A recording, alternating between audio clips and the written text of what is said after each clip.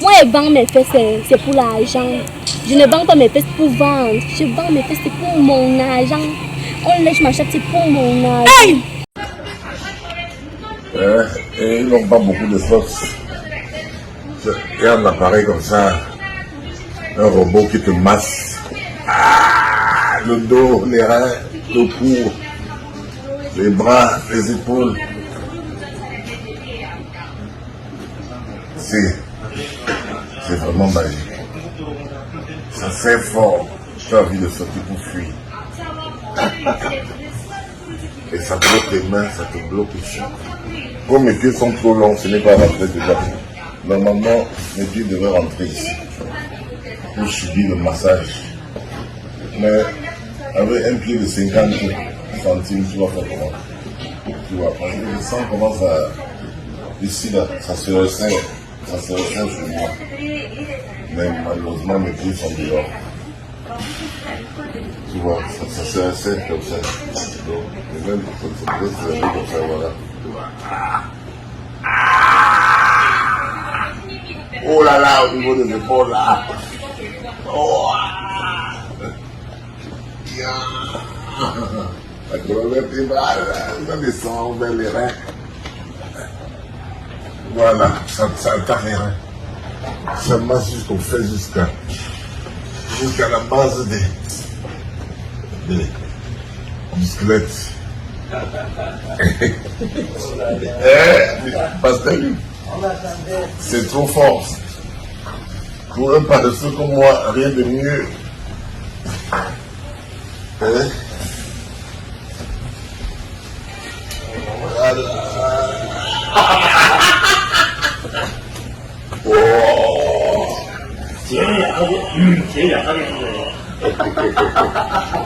Surtout ça prend le beau plat là. Et au niveau des épaules, ça tourne, ça tourne.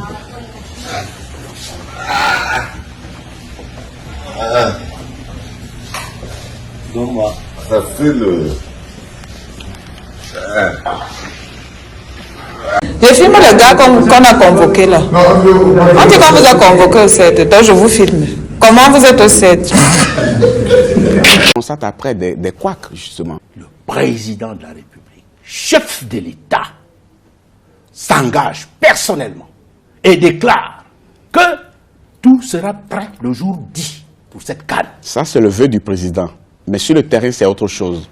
Un président ne formule pas des vœux. Ces hautes instructions sont des ordres qui sont exécutés à tous les niveaux. Ferdinand Ngongo, tu vas mourir. Pratiquer autant de magie noire sur tous ces chefs d'État, tu vas mourir. Je sais comment vous fonctionnez. Je sais comment vous fonctionnez. Pour la simple raison que j'ai fait partie de cette chaîne. J'ai été un maillon de la chaîne. Lorsque j'étais sous l'emprise d'Abdoulaye, je sais ce qu'il exigeait de moi. Je sais comment vous fonctionnez. Vous prostituez les gens, ensuite vous récupérez les liquides séminales de ces personnes-là et vous faites de la magie noire. Avec leurs cheveux, leur sperme. Je sais comment vous fonctionnez. Et tu vas mourir. Tu ne peux pas tromper tout ce monde-là éternellement. Ils ont ouvert les yeux. Vous pensez que c'est parce que c'est de la magie noire que les gens ne vont pas s'en rendre compte? Les gens ne sont pas bêtes. L'occultisme a ses limites. Surtout quand c'est pour trahir. On va te tuer, Ferdinand Ngongo. Tu as touché à trop de personnes et tu ne seras jamais président de la République du Cameroun. Laurent Abédié met la tombe de mon père et Abdoulaye met la tombe de mon père là-dedans. Pourquoi? Tu as promis un poste de ministre à Laurent Abédié? Tu iras en prison. Ta mort est proche, Ferdinand Ngongo. Quant à Abdoulaye, il ira en prison. Je ne serai plus la pute de personne. Personne ne va m'obliger à me prostituer pour pouvoir porter des cordons en franc-maçonnerie. Je refuse. Votre franc-maçonnerie, je la refuse depuis 2014. Je n'ai vu que le malheur, que l'arnaque, que des crimes dans cet organisme-là. Espèce d'ordure. Sorcier de caniveau. J'ai parlé Avant moi, d'autres personnes ont parlé et d'autres personnes parleront. Vous ne pourrez pas tromper tout le monde tout le temps comme ça. Soumettre tout un pays, faire croire à toute une nation, à toute la nation camerounaise que on ne peut obtenir quelque chose dans la vie qu'en vendant son corps, c'est de l'arnaque et ça ne durera pas éternellement. À mort, Ferdinand Ngongo, ta mort est proche, ordure.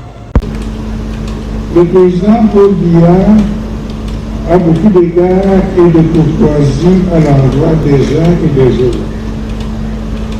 Le président Paul Biya évite l'arbitraire par un respect scrupuleux de la légalité. Malheureusement, Monsieur le Président de la République, il nous revient que, enivrés par les actes qui nous placent à certaines fonctions, nous avons souvent tendance à privilégier les voies de fait et à ne faire valoir que notre ego. La plupart du temps, nous pensons certainement que ces actes qui nous ont désignés nous ont aussi donné l'omniscience, je dirais même la science infuse. Très souvent, nous nous comportons comme si, grâce à ces actes, nous savons tout. Nous ne prenons même plus la peine d'écouter, comme vous le faites vous-même, Monsieur le Président. Nous savons tout sur tout. Et nous pouvons tout, ou bien que vous, Monsieur le Président de la République, vous demeurez constitutionnellement le seul maître à bord. La sagesse populaire nous enseigne, attention, le président Paul Biya ne dort que d'un seul œil.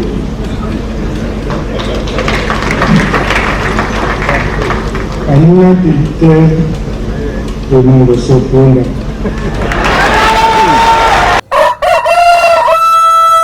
Mesdames, Messieurs, chers compatriotes et toutes celles de ceux qui me font l'honneur de suivre les actions de SOS Cameroun Solidarity par ma voix, je vous dirai jamais assez merci pour ce que vous nous apportez au quotidien. Sans vous, nous ne sommes rien et nous ne serons jamais rien. C'est pour cela que je ne manque aucune occasion, ici comme ailleurs, pour vous renouveler nos remerciements. Merci à toutes et merci à tous. Je voudrais inviter toutes celles de ceux qui ont eu la grâce de Dieu ce matin comme moi, d'entendre le chant de notre coq préféré, de célébrer la vie et de glorifier Dieu. Dieu, appelez-le comme vous voulez, Kot Loba, Si Zamba, Zambe, Zama, Tatabe. Appelez-le comme vous voulez, Allah, mais glorifiez-le et célébrez la vie. Sans lui, nous ne sommes rien et nous ne serons jamais rien. Mes chers compatriotes, comme je vous le dis tous les jours, nous ne sommes rien sans les autres.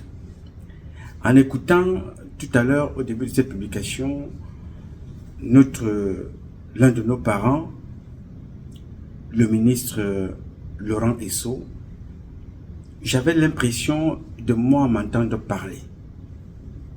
Alors ces gens, quand ils sont au pouvoir, ils se croient tout permis. Ils ont un avis à donner sur tout. Ils ne prennent pas le temps de réfléchir. Ils n'essayent même pas de s'identifier à leur chef.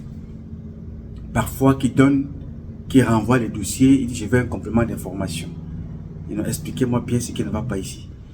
Tous ces ministres, les magistrats, les maires, les directeurs généraux, les préfets, les sous-préfets, chacun est président. Ils décident de tout, pour tout, et à tout moment, pas pour l'intérêt de la masse, mais pour leur intérêt personnel. Si c'était pour l'intérêt de la masse, ça se saurait, n'est-ce pas? Ça me rappelle un procureur, un autre sodomifion man, qu'on appelle Thiam. Celui-là même que le monsieur que vous appelez Bikele, Simon Pierre, a demandé de jeter une jeune fille en prison pour rien. Je ne vous ai pas parlé de ça depuis quelques jours parce que je n'avais pas encore la plainte de Bikele. Bon, mais là, la plainte m'est parvenue avec les dossiers des huissiers. Vous allez voir la méchanceté de l'humain. Je me pose toujours la question de savoir comment l'être humain fait-il pour atteindre ce degré de méchanceté. J'ai vu la maison où cette maman habitait avant. J'ai vu là où elle a été chassée. Aujourd'hui, je pose la question de savoir comment les gens font pour ne pas apprendre de l'environnement. J'y reviendrai, ce n'est pas le but de cette publication. C'était juste pour vous dire que j'attendais cette plainte-là pour essayer un peu de comprendre qu'est-ce qui a bien pu permettre qu'un magistrat jette une fille en prison qui travaille à la CRTV. Donc j'ai reçu cette plainte. Je vous en parlerai peut-être demain. On ne s'est pas parlé ces jours derniers. Comme je vous dis, nous avons beaucoup de chantiers. Il y a l'association SOS Cameroun Solidarity. Il y a le CCT, le Conseil camerounais de transition. Il y a l'eau que vous voyez là, qu'il faut promouvoir, essayer de voir à quelle mesure on peut étendre nos actions partout en Afrique. Il y a notre compagnie, je vous avais dit la dernière fois, compagnie aérienne. Là, ça a pris du temps, les licences. Il y a certaines qui commencent déjà à sortir. Je vais dire merci à certains pays africains, merci au Rwanda, merci au Burkina, merci au Mali, merci au Niger, merci au Sénégal. Nous sommes en train de voir du côté de la Côte d'Ivoire. Merci pour tous ces chefs d'État et merci pour toutes ces personnalités qui acceptent d'accompagner certains Africains qui ne sont pas forcément originaires de leur pays, comme c'est mon cas. Donc, je voudrais donc attirer votre attention là-dessus pour vous dire, je ne sais pas comment vous faites pour développer autant de méchanceté. Alors, quand vous entendez le père Laurent Esso parler comme il parlait là, c'est l'une des qualités que ces gens ont, avec Biya ensemble, c'est que c'est des gens qui ne bavardent pas beaucoup. Mais quand Laurent Esso parle, ça veut dire que ça a déjà débordé. Et vient vous parler. Il vous dit là que vraiment le président ne dort pas avec les deux yeux fermés. Bon. Et ça me pose aussi question ce volet-là. Parce que j'ai lu quelque part que Paul Biya demande que ceux qui sont impliqués dans les escroqueries foncières, les abus du patrimoine public et même privé sont interdits de sortir du territoire. Je me pose la question de savoir si c'est la seule arme que Paul Biya a, mais si c'est la seule qui sache qu'elle ne fonctionne pas, elle n'a jamais fonctionné. Je ne veux pas dire qu'elle ne fonctionne plus, parce qu'elle n'a jamais fonctionné. Je dis elle ne fonctionne pas. Parce que je me souviens un jour, Mbargangele a signé l'interdiction de sortie de l'oncle de Chantal Biya, son nom, Roger Bella.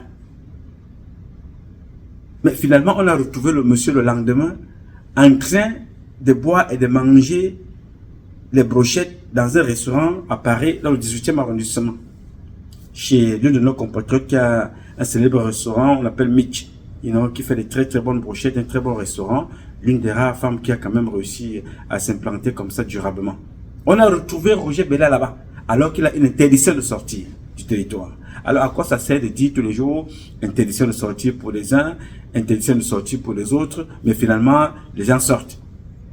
Les gens sont jetés en prison, nous dit-on pour avoir posé les impairs, mais on dit voilà, on les a évacués et partent, d'autres sont redevenus des hommes d'affaires. Vont-ils être évacués pendant 5 ans, les hôpitaux payés par le frais du contribuable, alors que le Camerounais, lui-même au Cameroun, n'arrive pas à se soigner. Mais le président met les gens en prison, après ils sont évacués à l'extérieur. Là-bas, ils retrouvent la santé. C'est-à-dire, le lendemain, ils arrivent, le jour où ils sont arrivés, le lendemain, ils deviennent des hommes d'affaires, ils se promènent. Vous les connaissez tous. Mais il y a un problème avec la gestion étatique de M. Paul Biya, qui dort avec un œil fermé. Je crains que le président dorme là avec les deux yeux fermés vraiment. Alors nous sommes là pour le lui rappeler, pour dire voilà, s'il a un œil fermé, il y a des autres qui ont les deux yeux ouverts, plus son œil fermé, ça fait 3. Alors il faut qu'il fasse quelque chose avec les 3 yeux, parce que ça devient tout et n'importe quoi. Donc je voudrais rappeler que, comme le magistrat procureur Ntiam est un délinquant, c'est comme ça aussi qu'il sera payé. Il faut qu'il se retrouve la santé, parce qu'on nous a dit qu'il est malade. C'est le mauvais cœur, on ne souhaite pas la santé, on ne souhaite pas la maladie ou la mort à qui que ce soit. Mais sachez que chaque fois que vous poserez des actes qui vont compromettre la vie et le devenir de certains compatriotes, c'est la loi de Boomerang. Whatever goes around comes around. Tout ce qui part, tout ce que vous faites, vous reviendra dans la gueule. Il y a un autre là, un autre magistrat, comme ils sont dans les abus, je suis très content d'entendre le ministre parler, et je vais lui transmettre le dossier de l'un d'eux, qui s'appelle Guy Patrick Dalle, ou Dalle et quelque chose comme ça. Celui-là, lui alors, ce n'est pas ce que le ministre parle là, des gens qui savent tout. Lui, Guy Patrick, le magistrat, tu joues la musique chez toi à la maison, tu es chez toi. Il envoie la police, tu dis que non, non, non, tu dois baisser ta musique parce que lui passe en route avec la voiture. Il a écouté ta musique. Il ne vit pas chez toi. Il dit non, allez lui dire d'arrêter sa musique parce que moi je suis en train de passer. Il ne parle même pas de ceux qui ont des bars. Il est passé dans un quartier l'autre jour, il y a une dame qui a son bar, il passe, il dit, allez dire à la dame là de fermer son bar, moi je veux dormir. Je dis encore, faites très très attention, les gars. Et moi, je suis choqué par le degré d'inhumanisme des Camerounais. Je suis choqué par cette mémoire terriblement courte. Parce qu'aujourd'hui, lorsque M. Meka joue par exemple les pédants sur le plateau en disant de manière ironique que les peines qui ont été données relèvent de la magnanimité du président de la République. Il me semble que la clémence, oui, c'est la clémence, la magnanimité, vous l'avez même comparé à un prélat. Vous avez dit qu'il est un prélat, donc il est plus que Monseigneur Bakot. Mais ce que j'aimerais vous faire comprendre aussi, M. Meka, c'est que, au-delà des luttes politiques, telles que vous les définissez dans le royaume démocratique du Cameroun, je vous assure, la dictature n'a pas d'amis. Et il faut qu'à un moment donné, au-delà des intérêts, des petits calculs de positionnement, il faut que nous sachions que nous sommes d'abord des humains. Nous sommes d'abord des Camerounais. Nous sommes des frères. Ça signifie que lorsqu'un juge décide de prononcer une décision visant à détruire la vie d'un jeune, d'un de ses fils, il doit comprendre qu'il a les fils à la maison. Il doit comprendre également que le système peut chuter. Le président Biya n'est pas éternel. Il va partir, il va nous laisser avec une longue liste de règlements de compte. Il faut que nous fassions, extrêmement attention. Monsieur Marafa Amidou Yaya était plus pédant que vous.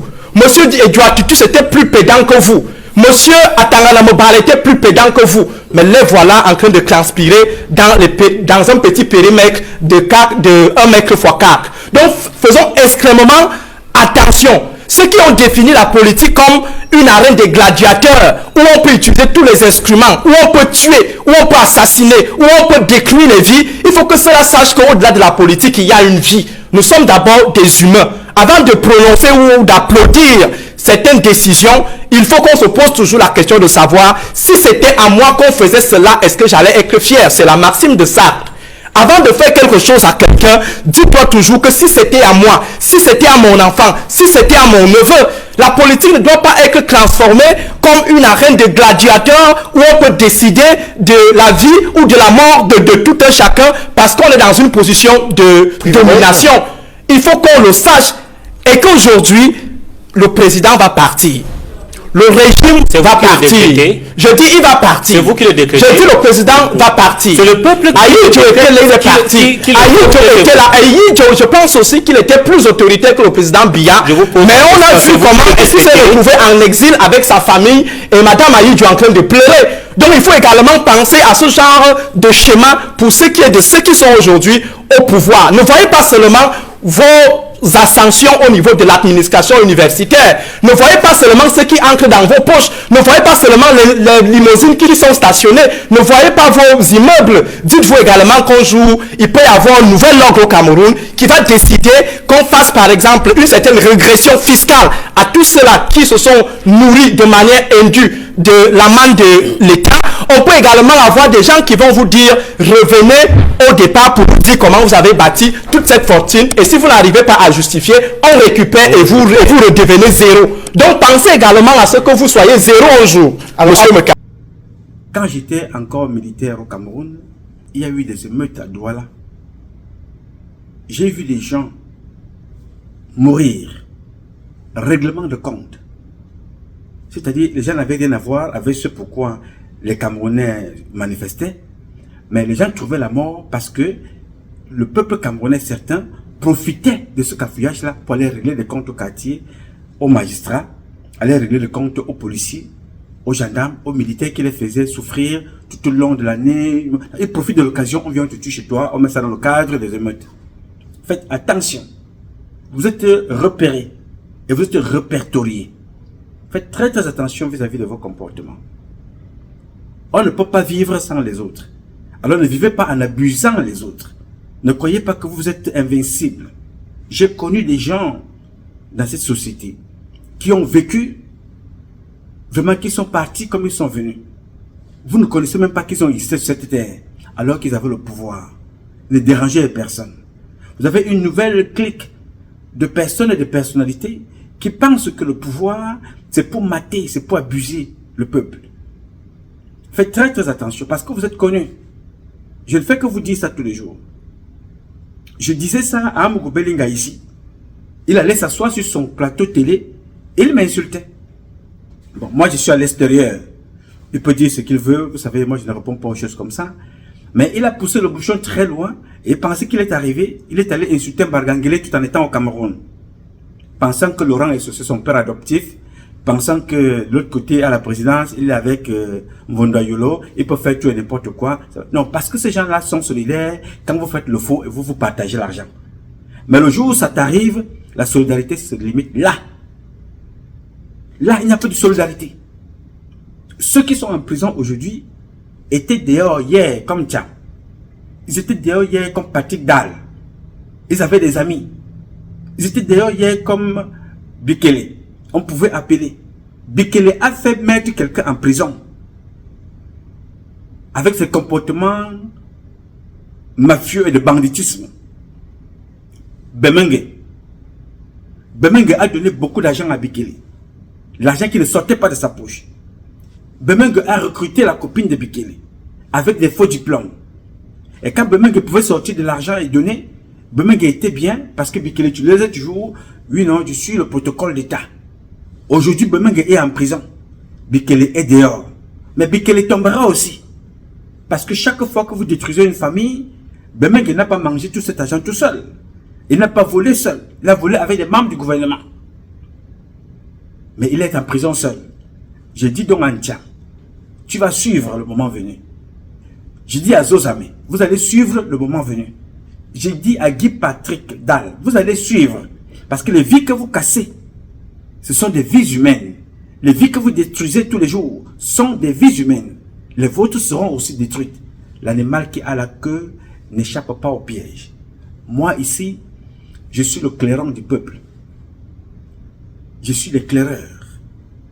Je suis un fils qui a décidé de se consumer comme une bougie pour éclairer les autres. Je ne perds pas mon temps ici à parler. Quand j'écoute le ministre Laurent Esso parler, j'ai l'impression que c'est moi qui parle là.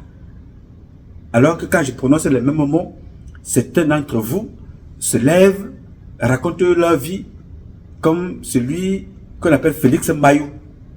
Alors que les dossiers que nous avons ici viennent de chez vous. Viennent des foyers, c'est lui qui parle. Viennent des gens qui sont avec vous dans vos affaires. Nous n'est pas là-bas au ministère de la Justice, au ministère des Affaires étrangères, à la présidence, au premier ministère, Nouman n'est nulle part, mais il est partout représenté par les Camerounais qui vivent vos impostures et vos abus. Donc, faites très très attention. Il y en a d'autres qui ont fui. Il y a voilà Tangana Kuna qui est parti. Hein. Il ne va pas rentrer de sitôt. Quand il était là-bas, il était avec eux. On lui disait ici que non, le jeu que tu es en train de jouer est un très mauvais jeu. Ne joue pas sur deux tableaux. Le tableau qui t'a fait sortir de prison, fais attention. Mais comme il voulait jouer les deux tableaux, on a d'abord récupéré son fils. Et ce n'est pas fini. Alors il faut que chacun d'entre vous apprenne des erreurs des autres. Chacun d'entre vous s'inspire des bons comportements des autres. Ne faites pas les mêmes erreurs. La meilleure école, mes chers amis, c'est celle de l'environnement. L'apprentissage par observation. J'ai donc voulu vous dire, à l'entame de ce propos, d'écouter attentivement ce que dit Laurent Esso. C'est un message fort et très fort, très riche. Mais malheureusement, beaucoup d'entre vous ne comprendront rien. Nous y reviendrons donc dans les détails pour ces quelques sujets-là, le sujet de Bikele, le sujet de Thiam, le sujet de Guy Patrick Dall, dans les prochaines publications. Bien. Mes chers amis, je voudrais donc vous parler très rapidement ce matin de Adolphe Moudiki, le directeur général de la SNH, qui a échappé à un assassinat de justice. Je reprends. Je veux vous parler ce matin de Adolphe Moudiki, qui a échappé comme ça à un assassinat de justice. Il le doit à ses gardiens. Ce sont ces gardiens qui ont résisté. Sinon, on ne parlerait plus de ce monsieur-là à l'instant où je vous parle là maintenant. Il serait mort. Il va certainement mourir un jour. Le plus tard possible quand Dieu le décidera, comme nous le souhaitons pour chaque être humain. Mais là, c'était un assassinat programmé. Malheureusement, il a échoué pour le moment. Je lui dis donc d'écouter attentivement ce qui s'est passé. Peut-être lui-même il n'a pas vu, mais il faut qu'il remercie Dieu attentivement. Je vais donc essayer de vous retracer très rapidement en quelques mots le déroulement de cette affaire. Ça commence par l'affaire Glencore. Ce n'est pas seulement l'affaire Glencore, hein. C'est une affaire qui a beaucoup de ramifications. Parce que la SNH, c'est une société qui produit beaucoup et beaucoup de milliards d'argent qui sortent.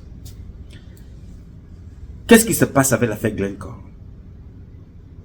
Je vous laisse déjà écouter Maître Akere Mona vous expliquer ce qui se passe. Il avait été interviewé par l'un de nos compatriotes que j'apprécie beaucoup, que je vais ici appeler Jean-Bruno Tagny. Écoutez et regardez. On nous a parlé tellement de milliards que les Camerounais sont blasés. Pour eux, n'est-ce pas? Pareillement avec la corruption. Donc, vous avez parlé de chiffres. La dette, n'est-ce pas, du Cameroun en juin 2023, c'est 12 137 milliards. 12 000. Estimation perdue en corruption, 8 674 milliards. Donc ça fait quoi? Si vous faites l'arithmétique, c'est environ 316 milliards par an. Pas loin du chiffre donné par cette ONG de détourner. Essayez donc de faire la différence entre l'argent détourné et notre dette. C'est presque les 2 tiers. Est-ce qu'on peut avoir ça? Que les routes, la souffrance, le mal-vivre des Camerounais, c'est parce que nous voulons? Ce n'est pas de la magie. Donc, vraiment, du problème dans ce pays, c'est le fait qu'il y a des Camerounais qui ne sont pas en fait, qui ne sont pas patriotes, et ils disent tant pis pour les autres. On en viendra plus clairement. Alors, sur cette affaire Glencore, est-ce qu'il y a de nouvelles révélations? Parce que ce que j'ai découvert dans les enquêtes, j'ai tout fait, je vais vous dire. J'ai fait l'Angleterre, je fais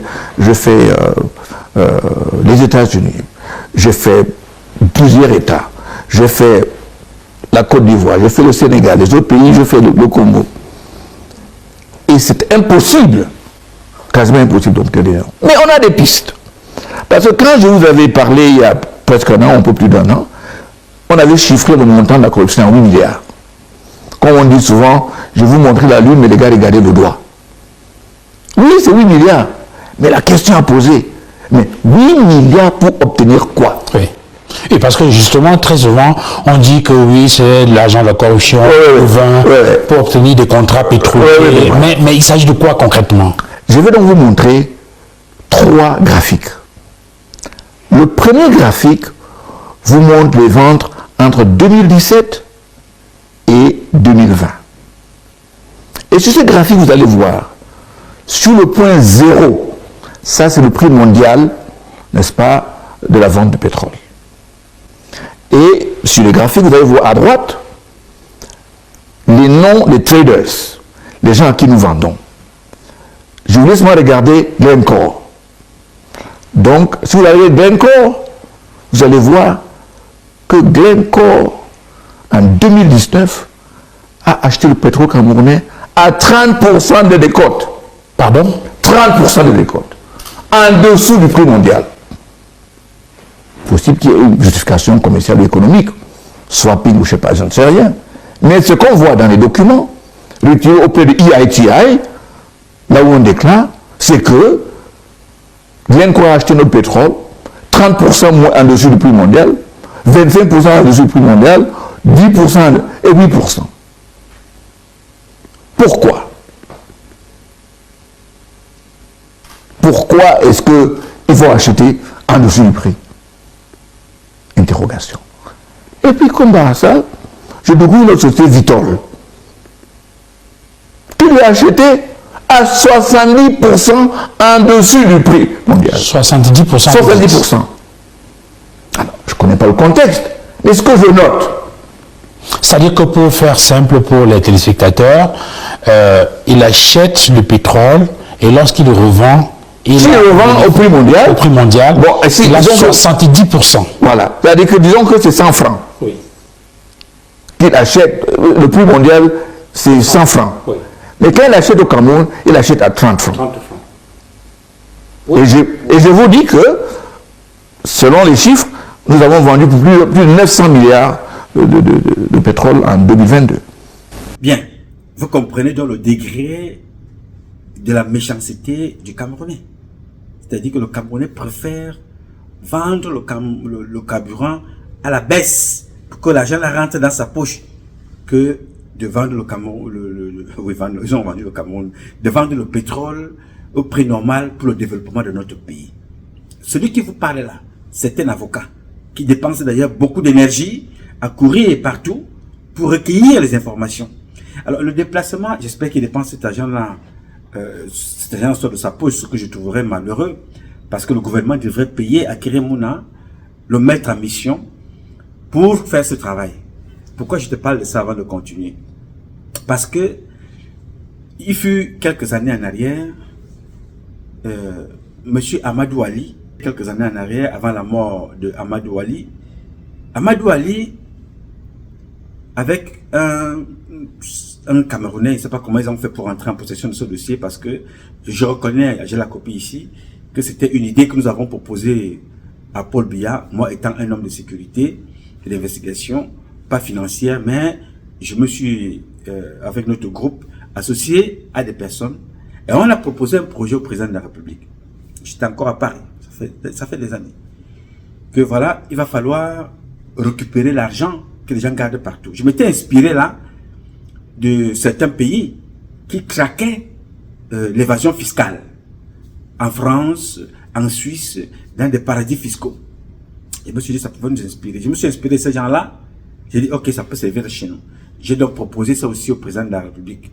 Le dossier, je n'ai jamais eu le retour. Moi, j'étais très surpris qu'un jour, j'apprenne que le président de la République a débloqué, à la demande de Amadou Ali, 800 millions de francs qui avaient donc été remis comme ça pour aller chercher des personnes, des comptes bancaires et récupérer cet argent ramené au pays. Paul Biya a mis à la disposition 800 millions de francs.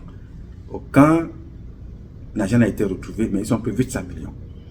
Il y avait même aussi Jacques Vergès qui avait été appelé au Cameroun pour les mêmes choses. Mais aucun compte n'avait été retrouvé. Les gens ont plutôt pris l'argent, ils ont consommé. Parce que c'était leur intérêt de prendre l'argent et de consommer, c'était pas de faire le travail. C'est ça qui a toujours donc détruit le Cameroun. On prend les idées des autres, on ne peut pas suivre, mais c'est pour voler. On a donc détruit. J'ai le dossier ici, avec moi ici à la maison. Bref, alors je vous parle de ça comme ça en parenthèse parce que quand je vois le maître à Keremouna courir partout, je pense que le Cameroun aurait mieux fait de le mettre en mission et pour qu'il ne dépense pas seulement son argent propre. Il fait un très bon travail que nous saluons. Alors vous écoutez donc ce que dit le maître à Keremouna. Le manque de patriotisme de certains Camerounais qui ne pensent qu'à eux.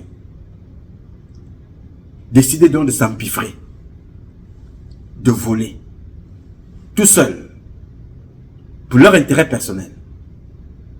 Bien. Voilà donc le début, une partie de l'affaire Glencore, qui parle là du fait que des gens décident d'accepter la corruption pour vendre à la baisse les produits pétroliers camerounais, au détriment du peuple camerounais, pour les intérêts de certains individus, d'un petit groupe d'individus. Alors quand l'affaire éclate aux États-Unis, éclate partout, Glencore reconnaît que voilà, ils ont corrompu des pays en Guinée équatoriale, au Nigeria, au Cameroun, un peu partout dans plusieurs pays africains. Alors, dans cette histoire, on ne sort pas toujours des noms. Les noms ne sortent pas. On tourne, on monte, on descend, chacun est sur ses positions. Entre-temps, donc, le directeur général de la SNH, qui était un homme très taiseux, il n'est pas très différent de M. Laurent Esson. C'est des gens d'un certain âge qui ne bavardent pas beaucoup. Ils agissent.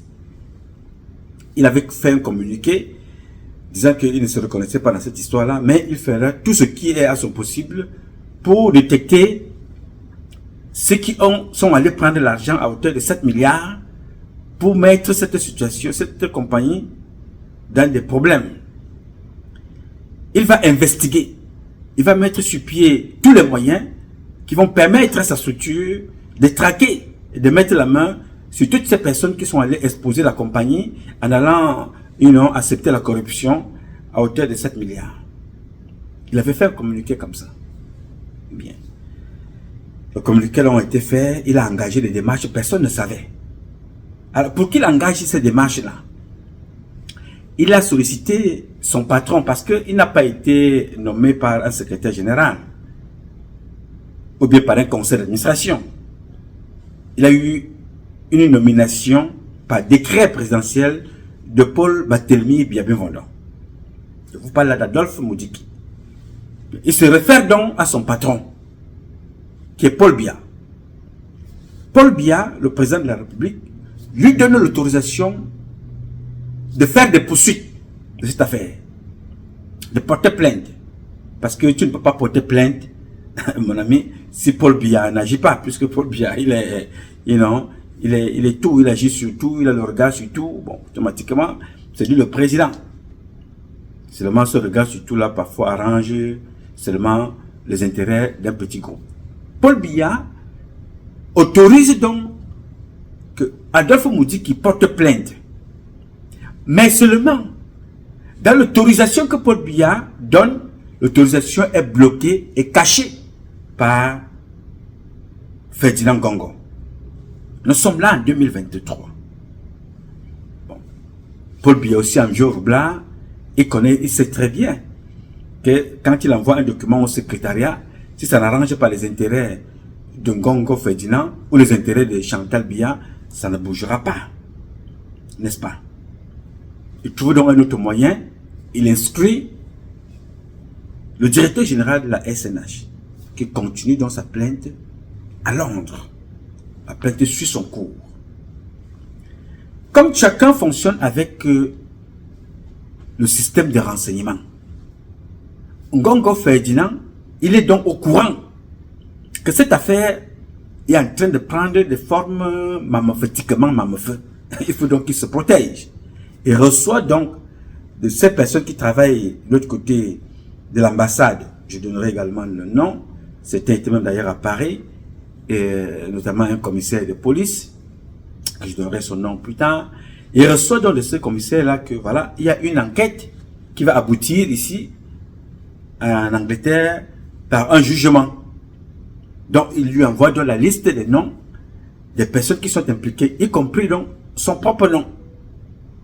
Quand il apprend ça, là nous ne parlons pas là de la justice camerounaise. Nous parlons de la justice anglaise. Il s'est dit, mais qu'est-ce que je vais corrompre là-bas? On est déjà là-bas pour corruption. Je vais encore aller corrompre qui pour lutter contre la corruption dont je suis exposé? Qu'est-ce qu'il reste à faire? Il faut donc maintenant entrer dans le sabotage. Entrer, faire tout ce qui est possible pour déstabiliser celui qui est à la SNH. Vous avez donc vu que au courant du mois, il sort une note demandant qu'il y ait un conseil d'administration. D'abord, il fait écrire à certains journaleux au Cameroun, dont nous avons pris des notes là. On garde toujours leurs articles. Quand ça sort, on garde. Parce qu'un jour ou l'autre, chacun d'entre vous va répondre. Que voilà, il devait avoir conseil d'administration à la SNH. Ils sont arrivés là-bas à la SNH. Le directeur général de la SNH, Adolphe Moudiki, a fermé les bureaux où il devait avoir le conseil d'administration. Ce qui était totalement faux. Pourquoi? Parce que le faux conseil d'administration dont ils parlent, pour eux, le conseil d'administration avait déjà eu lieu à la SNH depuis le 12 juin. Il y a eu un conseil d'administration, c'est passé. Gongo apprend donc après le 12 juin, venant de Londres, la justice a déjà planifié ici qu'il y a un procès le 10 septembre. Il dit, mon nom est dedans, avec certaines personnes. Ça implique aussi certaines personnes un peu plus haut. Pour cela, il faut absolument éliminer. Il faut absolument par tous les moyens éliminer Adolphe Moudiki. Qu'est-ce qu'il faut faire? Il rentre d'abord, la première phase, il envoie ses billes dehors pour des informations, fausses informations. Le conseil d'administration avait été prévu dans les locaux de la SNH. Le conseil d'administration a été annulé parce que Adolphe Moudiki a fermé les bureaux. Ça tourne partout là. Les journalistes affamés, comme ils ne sont pas fatigués, habitués les mêmes coups, ils font toujours les mêmes bêtises, ils n'investiguent pas, ils ne cherchent pas la bonne information, surtout que quand ça vient, on dit que non, c'est l'homme à la punk. Tu reçois tes 100 000, tu montes sur un papier, tu écris tout n'importe quoi. Très bien. Ils ont d'ailleurs vu, j'ai vu l'autre jour là, hier, les mêmes journalistes bêtes écrivent que Adolphe Moudiki ou son épouse ont été chassés par Paul Biya à Paris. Mais si vous regardez, vous interrogez les téléphones de tous ces gens-là, que ce soit les téléphones de où se trouve Paul Biya et les téléphones de où se trouve en ce moment bien précis Monsieur Adolphe Moudiki, qui est d'ailleurs en vacances, vous vous rappelez que vous vous rendez compte que ces gens-là sont dans des pôles très très différents. Que celui qui a écrit cet article, où il a été payé pour animer la galerie, ou alors il veut vendre ses feuilles de chou. Mais dans les deux cas, mes informateurs qui sont dans la délégation de Monsieur Biya n'ont vu ni Adolphe Moudiki, ni son épouse là-bas aller rencontrer et ne pas être reçu. Ça c'est une chose. Alors, Monsieur Ngongo apprend donc qu'il y a donc le procès est en cours de l'autre côté. Il faut tout de suite tout faire pour voler tous les documents, effacer les traces de cette histoire-là. Donc la personne cible qui est entre la justice anglaise et le président de la République et le Cameroun, c'est Adolphe Moudiki. Qu'est-ce qu'il faut faire? Il faut le dénigrer, il faut l'enlever, il faut nommer quelqu'un d'autre. Il sort donc d'abord un premier communiqué que vous avez circulé partout, que le bureau était fermé. Après ça, il ressort un autre communiqué. Là maintenant, il déplace le lieu du conseil d'administration. Le conseil d'administration est passé depuis, avec le directeur général de la SNH. Le conseil d'administration a eu lieu le 12 juin. Ngongo qui se rend donc compte que les taux sont en train de se resserrer autour de lui. Il veut faire débarquer pour voler tous les documents, pour faire exactement ce qu'il fait partout avec les directeurs généraux de ces compagnies-là, comme il a fait à la Sonara. Il met son épouse à la Sonara parce que c'est lui qui est là-bas, c'est son épouse. Et c'est lui qui était avant aussi, son épouse aussi. Il les place un peu partout. C'est les gens qui pillent, qui ruinent les compagnies pour leur intérêt personnel. Il ne parle pas de la compagnie où sa belle-sœur gère, c'est-à-dire que la sœur à sa femme avec laquelle il sort aussi. Il ne parle pas de celle-là. Nous y reviendrons tranquillement. Donc, tout pour lui, c'est que Adolphe Moudiki doit tomber par tous les moyens. Alors, le conseil d'administration qu'il organise à la présidence accouche d'une souris. Adolphe Moudiki reste en poste. Il dit que merde, là c'est fort, là ça a échoué, qu'est-ce qu'il faut faire? À partir de cet instant-là, il faut absolument créer une situation pour éliminer Adolphe Moudiki. Je vous parle que c'est une affaire très sérieuse. Adolphe Moudiki doit mourir. D'après Ferdinand Ngongo. Qu'est-ce qu'il fait? Dans la nuit, je pense que c'était du 18 ou le 19. Ça doit être le 19. Le soir à 19h. Il débarque lui-même dans la maison d'Adolphe Moudiki, muni d'un poison. Il ne vient pas seul. Il est venu avec un poison pour finir avec Adolphe Moudiki. Mais Adolphe Moudiki n'est pas ton ami. Vous n'avez pas eu rendez-vous. Tu n'as pas demandé de venir chez lui. Il ne te connaît pas. vous n'êtes pas des copains, vous ne vous fréquentez pas, il n'est pas de ton âge, vous n'avez aucune relation, tu débarques chez lui la nuit, avec des policiers qui arrivent là, vous dites, ouvrez la porte, ouvrez la porte, ouvrez la porte. Oh. Papa, slow down. On ouvre la porte, tu vas où? Ici, nous, on n'a pas eu de consignes que le patron attend un invité. Fut-il Ferdinand Gongo, mais le patron n'attend personne. Donc, le gardien court donc, aller demander que voilà, il y a... Non, je n'attends personne ici. Je n'ai eu aucun coup de fil. Je ne sais pas, peut-être ça peut être des braqueurs, ça peut être des bandits. Moi, je n'attends personne. Le gardien revient à l'entrée. La maison de Adolphe Moudjiki est encerclée. Des policiers partout. Avec à leur tête un autre espion qu'on appelle Eyok. Lui alors son dossier aussi est feu. En plein jour il est devenu lui-même une femme. Mouchard. Son cas va arriver. Je vous ai déjà parlé de lui 2 ou 3 fois. Je vous dis toujours que ça va arriver. on prépare. Vous savez très bien que, comme dans le cas de Félix Mbayou, je ne dis rien quand je n'ai rien. J'ai un magazine, je me mets de côté, je sors un peu. Je garde en attendant un procès. Donc, Eyok, on va revenir. Donc, Eyok et beaucoup d'autres, et plusieurs autres, sont donc là-bas maintenant pour demander que les gardiens ouvrent la porte, Ngongo va rentrer. Ngongo, tu vas rentrer, tu vas où? Qui t'a appelé? Zalolo, Okve, tu vas où? Wenje, mais en Kikebe, niwe, on conjugue. Wabuanjo, comme disaient les douanes, Wabuanjo. Tu vas regarder, tu vas chez quelqu'un, hein, tu vas dire, tu m'as fait une visite de courtoisie. Quelle visite de courtoisie dans la nuit? Tu n'appelles pas la personne, vous ne mangez jamais ensemble, vous n'êtes pas des amis, vous ne vous appelez pas. Tu as passé toute une semaine à ridiculiser le monsieur dans les réseaux sociaux, dans les médias, à le salir. Après tu dis, tu vas faire une visite de courtoisie. Non. Le père a dit que, alors lui dit, moi je suis un bana et un douala. La titi. Même si je titi, même si je suis là, je ne reçois pas parce qu'il n'attend personne. Elle lui dit que je n'attends personne ici. Les gardiens vont donc insister. Ngongo est resté là-bas dans la voiture pendant plusieurs heures. Signé Gangan que moi je vais se aller là-bas. Pourquoi il signait? Parce que sur la poigne de main, il y avait le poison. Tu sais que quand quelqu'un arrive chez toi, personne ne peut arriver chez toi, tu peux refuser de boire. Tu peux refuser même de t'asseoir. Tu dis non, j'étais de passage, je voulais seulement te dire bonjour, te saluer. Donc Ngongo lui avait préparé le poison pour aller seulement serrer la main de ce monsieur et de son épouse et de partir. Et de demain matin qu'on le retrouverait mort. Qui va faire l'enquête là-dessus? Qui va faire l'enquête sur la mort? Je vais lever les lunettes de mon ami Augustin. Qui va faire l'enquête sur la mort d'Adolphe Moudjiki?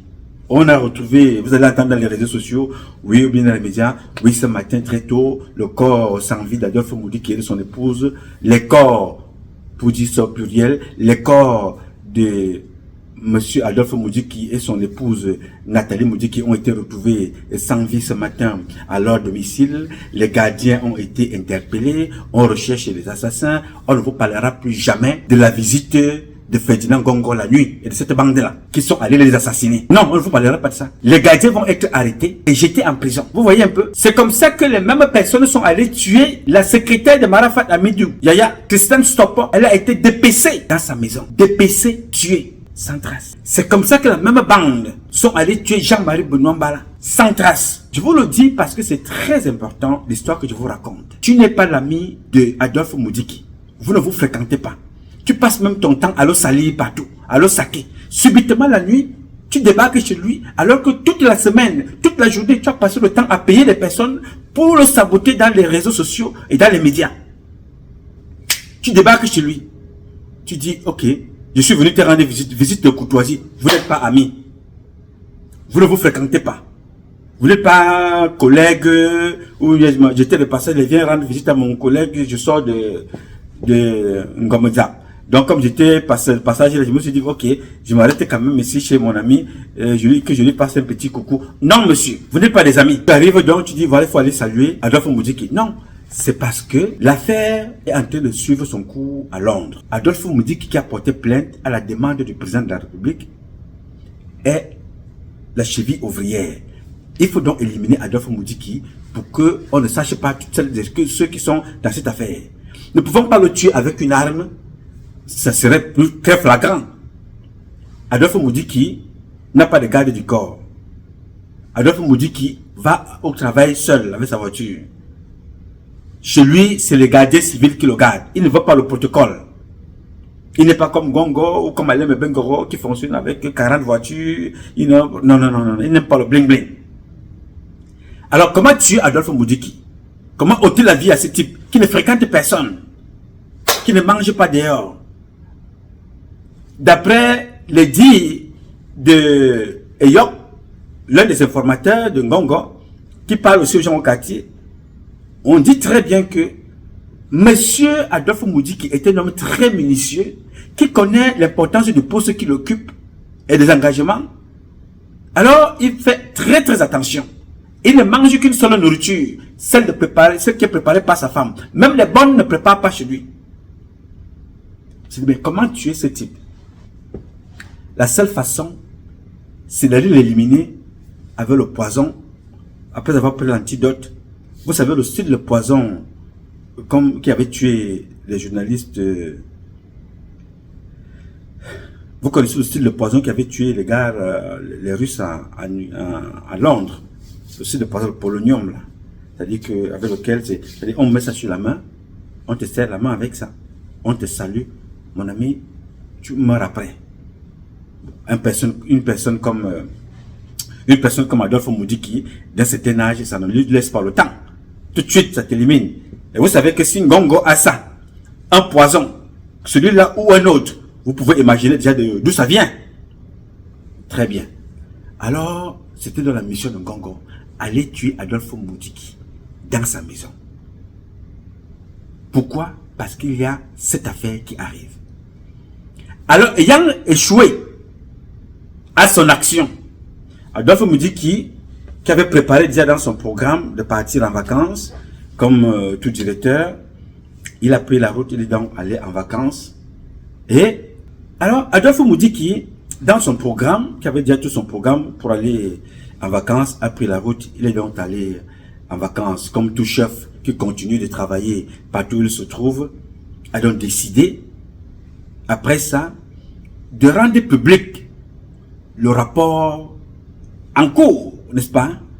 Il a donc décidé que voilà, comme je connais ce pourquoi vous voulez me tuer, il faut que les Camerounais le sachent, que si je meurs, ça ne va certainement déranger personne, peut-être ma femme et mes enfants. Mais vous devez donc savoir de quoi est-ce qu'il est question dans ce qui se passe. Il sort donc le communiqué que vous voyez là. Je laisse ici l'un des Camerounais de la télévision vous lire le communiqué en question. Écoutez et regardez. Lisons donc ce communiqué de presse de la SNH signé de Adolphe Moudiki, l'ADG. Alors, que dit le communiqué de presse? Affaire Glencore, la Société nationale des hydrocarbures se réjouit de l'avancée des poursuites contre les auteurs et complices des actes de corruption qui entachent son image. L'administrateur directeur général de la Société nationale des hydrocarbures SNH, le ministre Adolphe Moudiki porte à la connaissance de l'opinion nationale et internationale s'il vous plaît, que les dirigeants et employés de la société Glencore, auteurs des actes de corruption commis au détriment de la SNH, ont été identifiés et comparaîtront devant le tribunal de Westminster à Londres le 10 septembre 2024. Cette information qui vient d'être rendue publique marque une avancée significative dans la recherche de la vérité dans cette scabreuse affaire. La SNH qui a introduit une plainte devant le tribunal criminel spécial TCS le 6 novembre 2023 pour identifier les complices camerounais de cet acte de corruption est confiante que l'issue de la procédure à Londres permettra l'accélération des enquêtes au niveau du TCS. En tout état de cause, l'administrateur directeur général de la SNH rappelle que les valeurs d'éthique et de transparence ont toujours constitué le socle granitique de la SNH et rassure l'opinion publique nationale et internationale qu'elle sera informée en temps opportun des évolutions de cette affaire. C'est signé le 2 août 2024 par l'administrateur directeur général Adolphe Moudiki.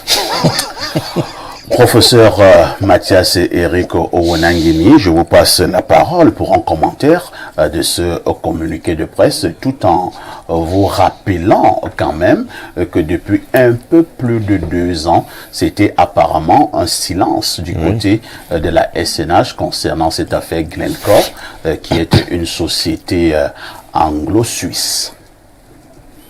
Merci de me passer la parole. Si l'administrateur directeur général de la SNH s'exprime maintenant, on ne peut pas faire comme si le moment était purement gratuit. Il est évident c'est un signe de temps. Cette nouvelle posture est en rapport avec les secousses qui se sont manifestées autour de la régulation de cette société qui est d'une importance stratégique pour notre pays.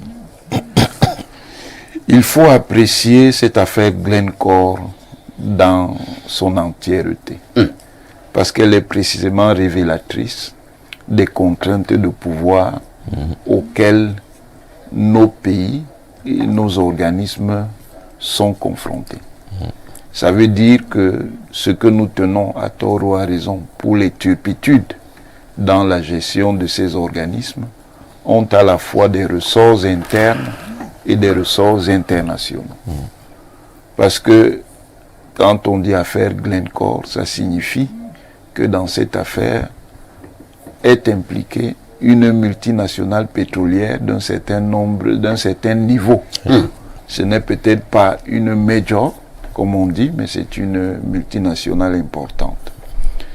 Cela est donc révélateur de la manière dont une grande partie du système international fonctionne, au-delà des règles affichées de gouvernance qu'on nous indique. C'est une affaire extrêmement sensible, et c'est une affaire évidemment grave. Attendons donc de voir quels en seront les développements judiciaires.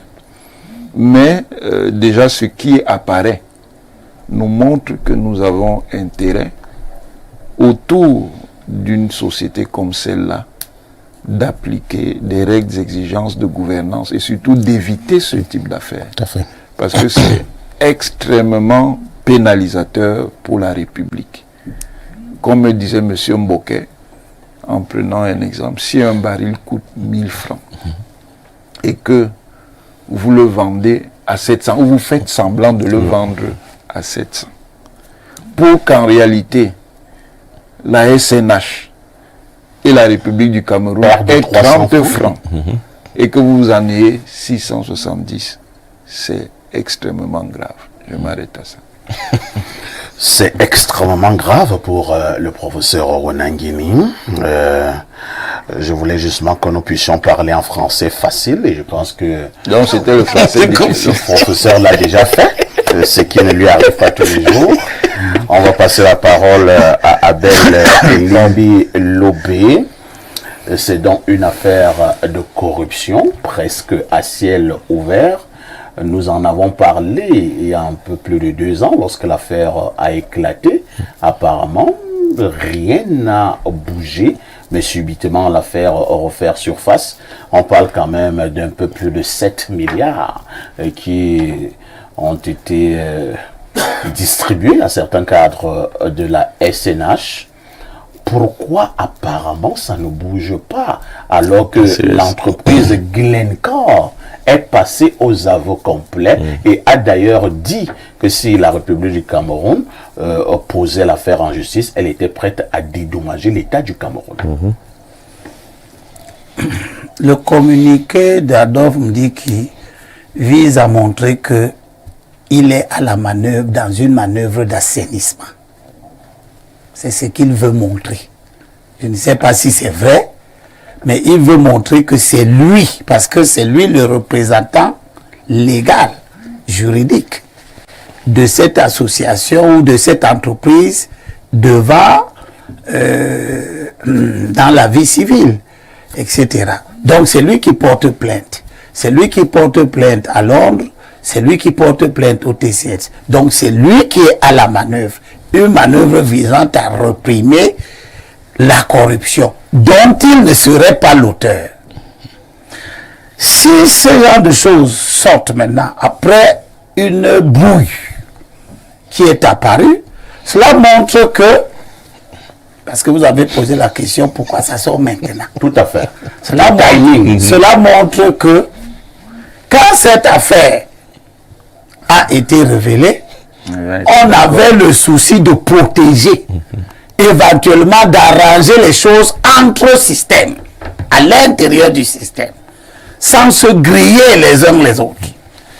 Mais dès lors que certaines personnes dans le système n'ont pas joué le jeu, alors nous dit qu'un homme du système décide de contre-attaquer, de faire mal à ceux qui ont voulu lui faire mal, en prenant donc un ensemble de dessous et mettre ça aussi dehors. Dire que je suis en train de vous poursuivre, c'est un message qu'il envoie à ses adversaires à l'intérieur du régime, en disant, en faisant savoir à tout le pays que, comme vous voulez m'attaquer là, moi je vous attaque déjà à Londres. Et je vous ai également attaqué à Yaoundé. Comme vous avez autorité sur ceux de Yaoundé, ceux de Londres vont vous dire qui est quoi dans cette affaire et ceux de Yaoundé ne pourront plus protéger. Voilà. Nous sommes dans le système.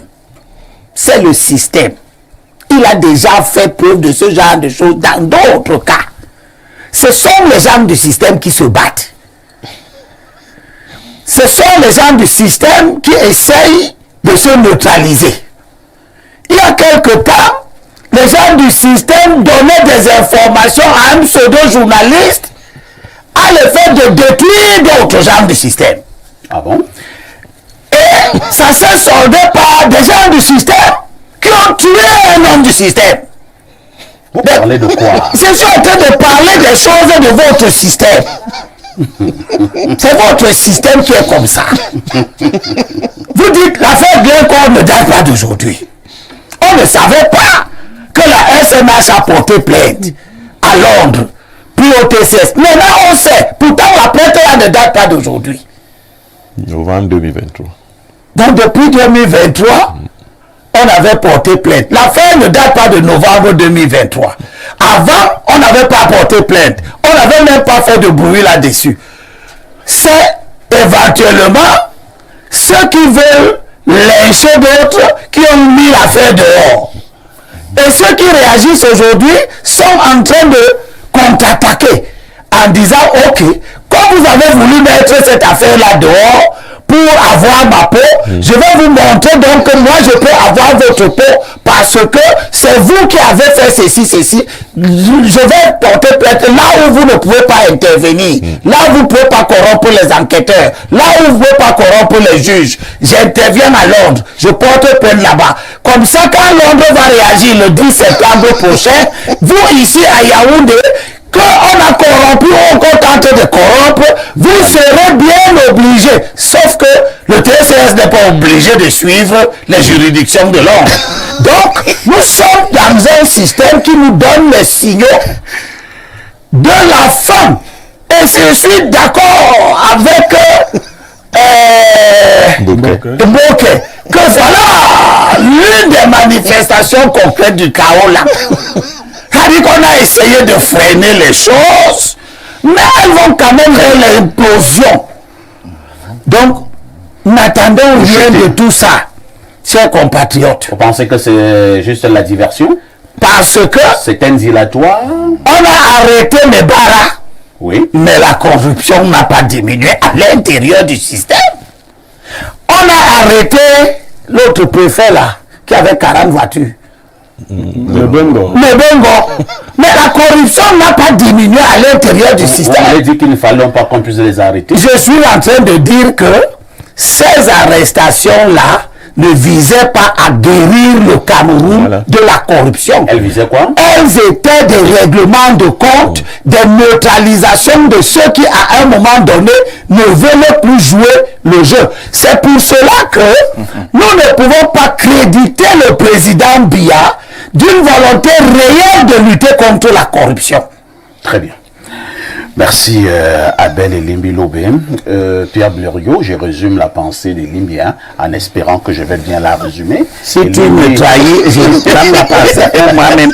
Et Limbi pense simplement que c'est une affaire de mafia entre des personnes qui se connaissent dans un système. Oui, pour peu que je puisse commenter la brillante pensée de Limbi Lobé, la SNH se présente comme une sorte de confrérie.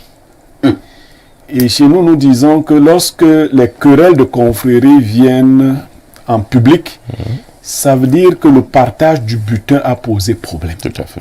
Les confréries sont sous le sceau de l'omerta.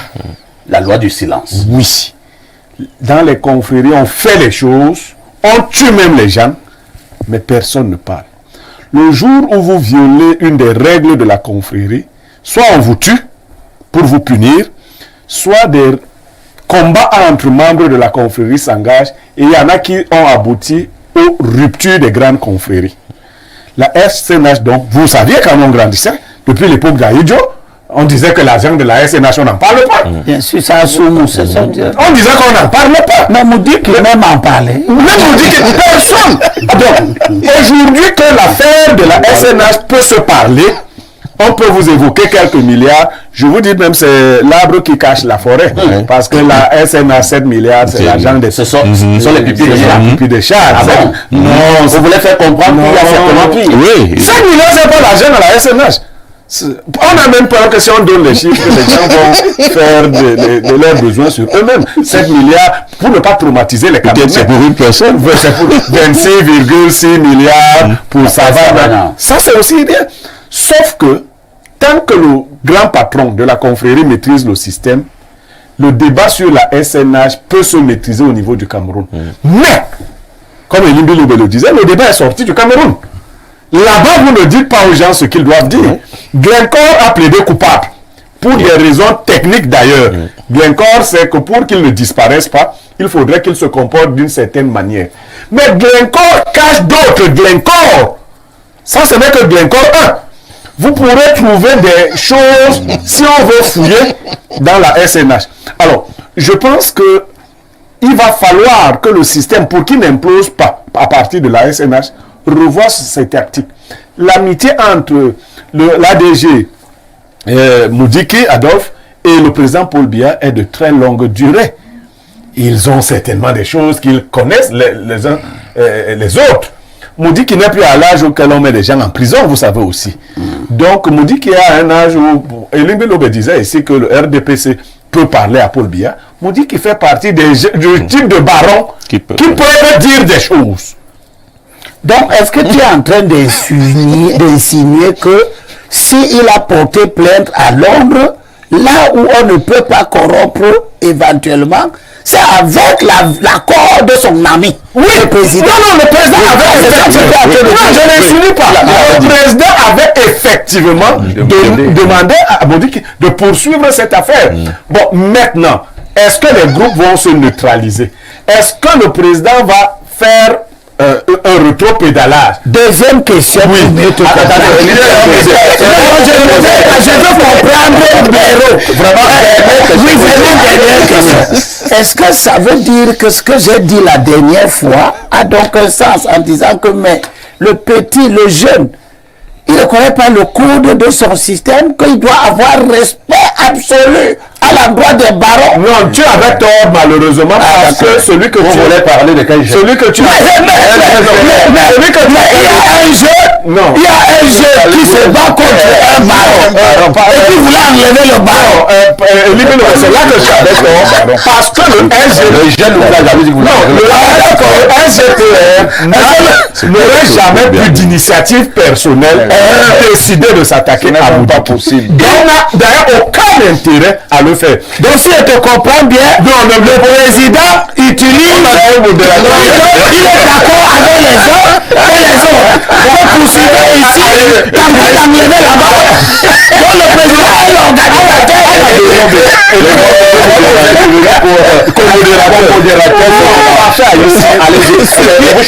Ce qui se présente effectivement, c'est que au temps de sa fringante jeunesse, Paul Biya avait toujours joué à ce jeu-là. C'est-à-dire de s'assurer que les principaux collaborateurs sur des sujets aussi importants ne soient pas très amis. Ça a marché. Mais ça a développé aussi des animosités. Actuellement, ce n'est plus sûr qu'ils tiennent bien les manettes. Les gens veulent se positionner eux-mêmes quand ils traitent des dossiers. Très bien, voilà. Bien. Comme vous avez bien suivi la présentation, l'intervention de certains de nos compatriotes sur cette affaire, j'ai laissé couler l'intervention de ces trois compatriotes, fils de la République, donner leur avis sur cette affaire. Et qui est un avis instructif, il y a pas mal de points là-dedans qui éclairent le peuple camerounais. Vous voyez donc, c'est le communiqué là. Vous allez vous rendre compte que, comme le dit et le disaient aussi certains sur le plateau, ça n'a pas commencé en 2023. Ça n'a pas commencé en novembre 2023. La différence entre Ngongo, qui veut le pouvoir, et les barons qui sont autour de Biya, c'est que ceux-là ne parlent pas. Ngongo fait trop de bruit. Et Blaireau vient de dire quelque chose. Paul Biya a souvent utilisé dans sa fringante jeunesse les mêmes personnes pour s'opposer. Non, mais seulement là, Paul Biya n'utilise pas Adolphe Moudiki. Adolphe Moudiki n'appartient pas à un confréré. Adolphe Moudiki est dans le camp de Paul Biya. Il est avec son patron, qui est d'abord son ami. Et Ngongo Ferdinand, lui, il est du côté de ceux qui veulent prendre le pouvoir, passant par la femme de Paul Biya, pour avoir le contrôle du pouvoir. Paul Biya n'a pas envoyé Ngongo là-bas parce que il sait automatiquement qui est Adolphe Moudiki pour lui. Adolphe Moudiki est son dernier recours en termes de management financier, en termes de production, en termes de caisse noire. Adolphe Moudiki est l'une des personnes qui est comme la tombe financière de Paul Biya. Un type qui ne parle pas. Il ne rend compte que, comme le disait d'ailleurs un certain Jean Assoumonve à l'époque, je ne rends compte que à Biya. Il a affaire avec Biya. Il n'a affaire à personne d'autre.